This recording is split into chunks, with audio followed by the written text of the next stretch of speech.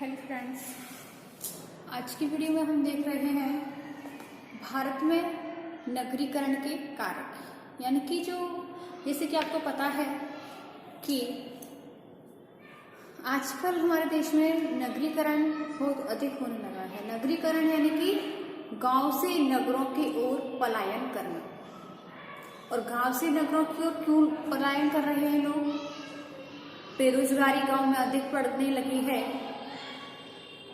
अकाल की संभावना होती है, जिसके कारण लोग अपने आर्थिक धंधे ठप हो गए हैं। अपने बच्चों के जीवन यापन करने के लिए, बच्चों को पालने पोषने के लिए, अच्छी शिक्षा देने के लिए लोग अपने गांव को छोड़कर शहरों की ओर पलायन कर रहे हैं। शहरों की चकाचौंध के कारण भी लोग पलायन करते हैं। शहरों में संचार के साधन, यातायात के साधन प्रचुर मात्रा में प्राप्त हो जाते हैं। शहरों में सभी तरह की सुविधाएं प्राप्त होती हैं, जिसके कारण लोग शहरों में आकर्षित होते हैं शहरों की ओर। इसके नगरीकरण के जो प्रमुख कारक हैं वो कारक क्या हैं? सबसे पहला आता है जनसंख्या वृद्धि। इसमें जो हमारे भारत के जो लोग हैं उसकी जो अधिकतर जनसंख्या गांव में निवास करती है। भारत की जनसंख्या है वे लगभग 83% लोग गांव में निवास करते हैं। गांव के जो लोग हैं वे अपना जीवन कृषि पर आधारित रखते हैं, और बाकी जो लोग हैं अपनी जनसंख्या की, अपने जो गांव के जो लोग हैं उनकी आवश्यकताओं की पूर्ति के लिए वो शहरों पर, नगरों की ओर डिपेंड करते हैं, उन पर आश्रित रहते हैं। उनकी आवश्यकताओं की पूर्ति के लिए नगरों में नए नए उद्योग धंधे खुल गए हैं, जिससे कि गांव में जो छोटे मोटे लघु धंधे थे उनका विघटन हो गया है। और वहां पर जब गांव में छोटे मोटे धंधे नहीं रहे तो इसके कारण लोग शहरों में, कारखानों में, कंपनियों में, फैक्ट्रियों में काम करने की वजह से लोग शहरों की ओर पलायन करने लगे हैं। दूसरा है औद्योगिक विकास, यानी कि गांव में कृषि कार्य, पशुपालन के अलावा और कोई कार्य नहीं होता है, परंतु शहरों में औद्योगिक कारखाने होते हैं, कंपनियां होती हैं, बड़ी बड़ी फैक्ट्रियां होती हैं, जिसके कारण शहरों में पुरुषों को, महिलाओं को, बच्चों को अपने अपने आवश्यकता अनुसार हर तरह के काम धंधे उपलब्ध हो जाते हैं।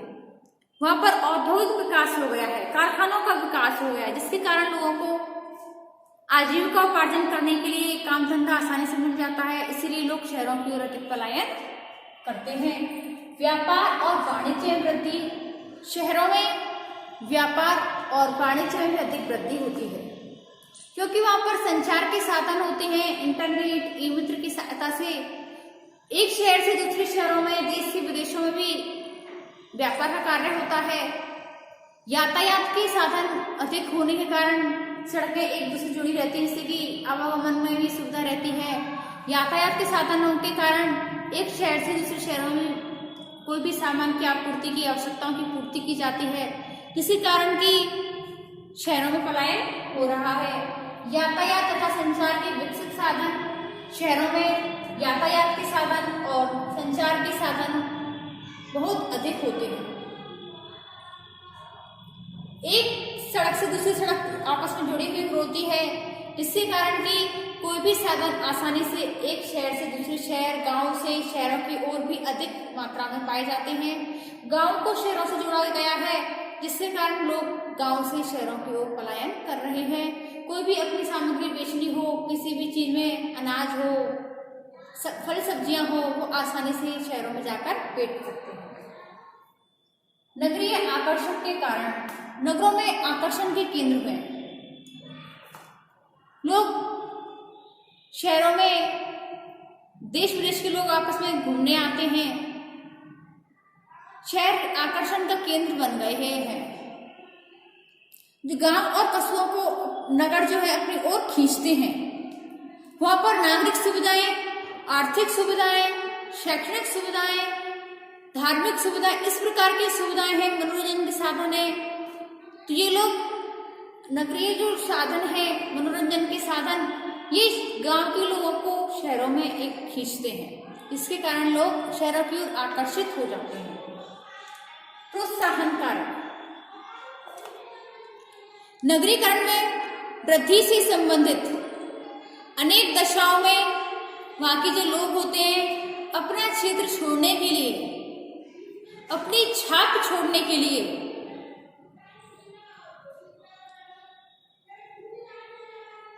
एक दूसरे को प्रोत्साहित करते हैं। नगरों में गुटबंदी होती है, खेती पर निर्भर होते हैं वहां के लोग, और उनके नगरों में जो नातेदार होते हैं वो एक दूसरे को सलाह देते हैं, एडवाइस देते हैं कि भाई आप लोग शहरों में आ जाइए, यहाँ पर अच्छी प्रकार की सुख सुविधाएं हैं, अच्छी शिक्षा है, अच्छे रोजगार के साधन है, जिसके कारण एक नातेदारी व्यवस्था भी जो होती है वो एक दूसरे को बुला लेते हैं, जिससे कि लोग गांव को छोड़कर शहरों में भी रहने लग जाते हैं। प्रोत्साहन देते हैं नातेदार। यजमानी व्यवस्था का विघटन, यानी कि जो गांव में नाई, धोबी, पुरोहित, तेली जो होते थे, जो यजमानी व्यवस्था का कार्य करते थे, यजमानी प्रथा का प्रचलन था, वो अब प्रचलन विघटन हो गया है, क्योंकि लोग यजमानी व्यवस्था का तोड़कर शहरों की ओर पलायन कर गए हैं। गांव की जो अपनी प्रथा थी, यजमानी प्रथा थी, उसको तोड़कर शहरों में औद्योगिक कारखानों में कार्य करने लगे हैं, अपनी आजीविका उपार्जन करने लगे हैं। राजनीतिक कारक, जो गांव में राजनीतिक कारक थे वो अब शहरों में बड़ी बड़ी राजनीति चलती हैं। नगरीकरण की प्रक्रिया को प्रोत्साहन देने के लिए राजनीतिक दशा महत्वपूर्ण है, क्योंकि जो लोकतांत्रिक व्यवस्था होती है उसके विकास के कारण शहरों में रोजगार के अवसर प्राप्त हो जाते हैं। इसलिए लोग गांव को छोड़कर शहरों की ओर अधिक पलायन कर जाते हैं। इसके अलावा नगरीकरण के परिणाम, यानी कि नगरीकरण हो गया है तो इसके क्या परिणाम है, क्या अच्छे परिणाम निकल कर आए हैं, बुरे परिणाम निकले हैं। जातिगत भेदों में कमी, यानी कि गांव में जातियों में अधिक भेदभाव था, कुछ छुआछूत की, जैसे उच्च वर्ण निम्न वर्ण के लोग, तो इस प्रकार की जो व्यवस्था थी उसमें कमी आई है, यानी कि शहरों में जाति व्यवस्था का कोई महत्व नहीं है, सभी लोग समान माने गए हैं, किसी भी प्रकार का भेदभाव नहीं किया जाता है। महिलाओं के परिस्थिति में सुधार, जो गांव में जो स्त्रियों की स्थिति वे बहुत दयनीय थी,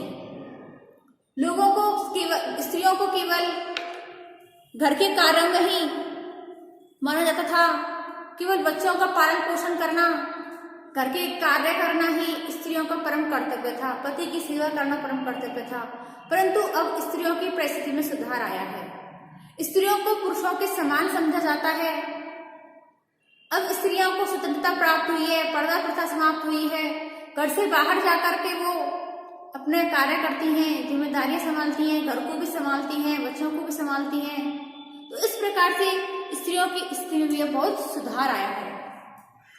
परिवार की संरचना में परिवर्तन, परिवार की संरचना यानी कि ग्रामीण जो संरचना थी वो संयुक्त प्रणाली थी, परंतु अब केंद्रीय या एकाकी परिवार पाए जाते हैं, जिसमें कि पति पत्नी और उनके बच्चे सम्मिलित होते हैं। परंतु गांव में संयुक्त परिवार की प्रणाली थी, जिसमें दादा दादी, चाचा चाची, ताऊ ताई, यानी कि 2 से 3 पीढ़ियों के लोग रहते थे।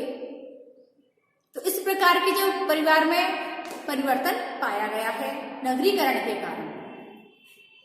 लौकिक मूल्यों तथा धर्मनिरपेक्षता में वृद्धि,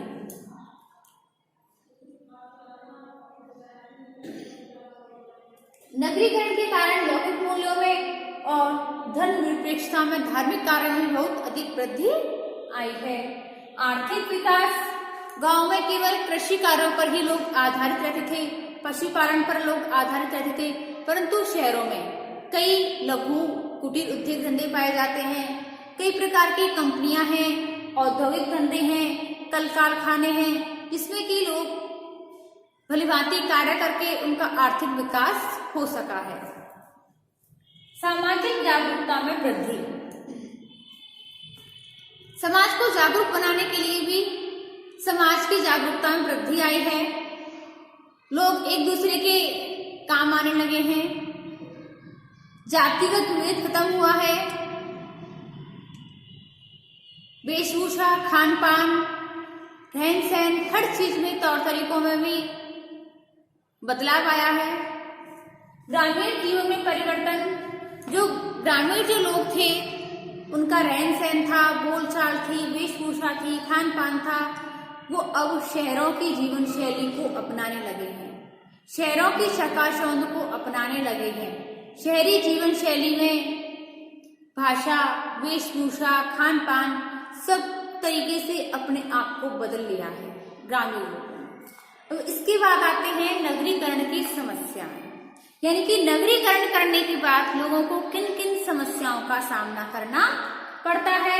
सबसे पहली आती है आवास की समस्या।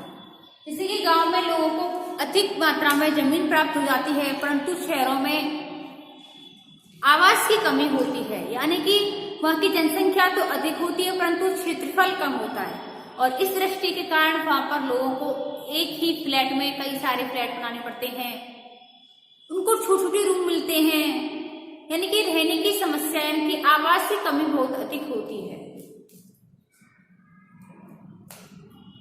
और आवास की समस्या के साथ साथ गांव में कुआं होता है, ट्यूबवेल होती है, जिसकी सहायता से लोग जब चाहे जब पानी भर सकते हैं, परंतु शहरों में कुछ घंटे ही जल की आपूर्ति की जाती है। दूसरा आता है मरण बस्तियां। शहरों की आबादी अधिक होती है, क्षेत्रफल कम होता है और आर्थिक तंगी भी रहती है, जिसके कारण कि लोग मरण बस्तियां की कच्ची पक्की झोपड़ियां, टीन टप्परों के मकान में रहते हैं, झुग्गी झोपड़ियां बना के रहते हैं। वहां के आसपास का वातावरण भी दूषित होता है, जिसके कारण लोग गंदी बस्तियों में रहने को मजबूर हो जाते हैं। गंदी बस्तियों में रहने के कारण वहां पर रहने वाले व्यक्तियों का स्वास्थ्य खराब होता है, क्योंकि आसपास गंद के कारण लोगों का स्वास्थ्य खराब होता है। वो अधिकतर बीमार रहते हैं, मानसिक थकान होती है, मानसिक बीमारी होती है, और आर्थिक तंगी होने के कारण उनको मानसिक समस्याएं उत्पन्न रहती हैं, और ये समस्या जिंदगी भर उनके साथ पीछा नहीं छोड़ती है, क्योंकि उनको मानसिक तनाव अधिक होता है, शारीरिक थकान भी होती है, जिसके कारण वो बीमार होते चले जाते हैं और वो सही भी नहीं हो पाते हैं। प्रदूषण की समस्या यानी कि गंदी बस्तियों में रहते हैं तो वहां पर आसपास गंदगी रहती है, प्रदूषण होता है, कल कारखानों का धुआं होता है। गांव में शुद्ध वातावरण होता है, परंतु शहरों में धुआं होती है, प्रदूषित हवाएं होती हैं, चिमनियों की धुआं होती हैं, जो गंदा पानी होता है वो मिला हुआ होता है। तो इस प्रकार से प्रदूषण की समस्याएं भी शहरों में अधिक पाई जाती है। अतिक्रमण की समस्याएं, जैसे कि जो बड़े बड़े शहर होते हैं, वहाँ के जो बाजार होते हैं, तो वहां पर जो सड़कें होती है वहां पर निकलने का भी रास्ता नहीं होता है, क्योंकि वहाँ के जो दुकानदार होते हैं वो अपने आसपास की जमीनों को भी अपने कब्जे में ले लेते हैं। जो पार्क होते हैं, खुली जगह होती हैं, वहां पर भी कई लोग अतिक्रमण की कार्य कर लेते हैं। बुनियादी सुविधाओं की कमी, बुनियादी सुविधाएं जिसकी शहरों में पानी की सप्लाई भी बहुत कम होती है, लेकिन संचार के साधन, यातायात के साधन होते हैं, परंतु गांव में जब मन करे तब पानी ले लो, खुली हवा में सांस लो, तो इस प्रकार की जो सुविधाएं होती हैं वो शहरों में नहीं होती है। अपराधों में वृद्धि, शहरों में अपराधों में वृद्धि अधिक देखी जाती है, जैसे कि चोरी, डकैती, वेश्यावृत्ति, बाल अपराध। तो इस प्रकार की जो अपराध होते हैं वो शहरों में अधिक देखने को मिलते हैं। मतलब कि कोई भी अपना जीवन सुरक्षित महसूस नहीं कर सकता है, जब कभी भी व्यक्ति पर संकट आ सकता है। मानसिक तनाव, लोगों को हमेशा मानसिक तनाव रहता है। आर्थिक तंगी के कारण, बढ़ते हुए अपराधों के कारण लोग चिंताग्रस्त रहते हैं, उन पर मानसिक तनाव बना रहता है।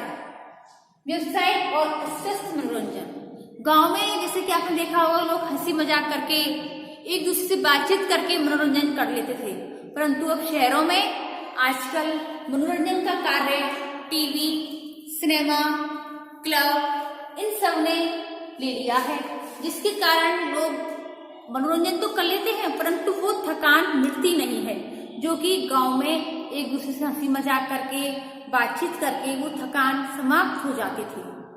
तो स्टूडेंट्स, आज की वीडियो में हमने नगरीकरण के प्रमुख कारण देखे हैं, उसके परिणाम देखे, उसकी समस्याएं देखी हैं और इससे आगे हम देखेंगे अपनी नेक्स्ट वीडियो में। धन्यवाद।